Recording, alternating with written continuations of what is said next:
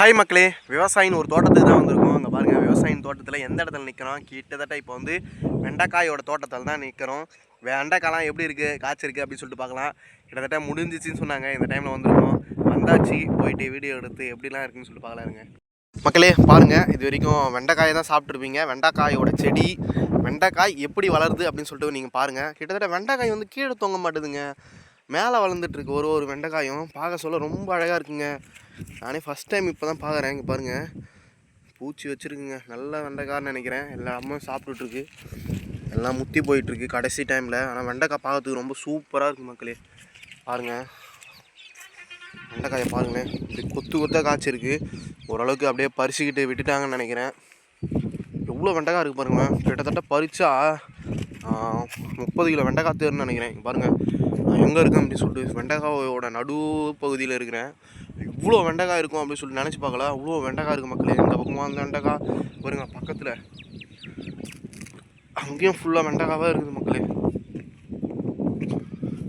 இவ்வளோ வெண்டைக்காய் இருக்குன்னு நினச்சி கூட பார்க்கலைங்க மக்களே. சூப்பராக இருக்குது வெண்டைக்காய். வெண்டைக்காய் தோட்டத்துக்கு இப்போ தான் ஃபஸ்ட் டைம் வந்திருக்கேன். நீங்களும் பார்க்கலன்னா பார்த்துக்குங்க. பக்கத்துலேயே கத்திரிக்காய் தோட்டம் போட்டிருக்கான்னு நினைக்கிறேன். இருங்க, கத்திரிக்காய் தானே இருக்குதான் பார்க்க சொல்கிறேன். இது கத்திரிக்காய் செடி. கத்திரிக்காய் எதுவும் காணும், மொத்தம் காய்ச்சிட்டு கத்திரிக்காய் ஓரளவுக்கு எல்லாமே எடுத்துகிட்டு இருக்காங்க. கத்திரிக்காய் பாருங்கள், பூ மட்டும்தான் இருக்குது, காய்களே காணும். கத்திரிக்காய் காய்களே ஒன்றும் கூட காண முடியல. கத்திரிக்காய் ஒரே ஒரு கத்திரிக்காய் காய்ச்சிருக்குங்க நம்மளுக்கு. சின்ன கத்திரிக்காய், ப்ளூ கலரில் சின்ன கத்திரிக்காய், ஒரே ஒரு கத்திரிக்காய் தான் காய்ச்சிருக்கு. ஆனால் இங்கே வெண்டைக்காயை பாருங்களேன் எப்படி இருக்குது. அவ்வளோ வெண்டைக்காய் காய்க்கும்னு நினச்சி கூட பார்க்கலங்க. இவ்வளோ வெண்டைக்காய் காய்ச்சிருக்கு, ரொம்ப சூப்பராக இருக்குது மக்களே. பாருங்கள், பெரிய பெரிய வெண்டைக்காவாக இருக்குது. இந்த வெண்டைக்காய் பாருங்கள்,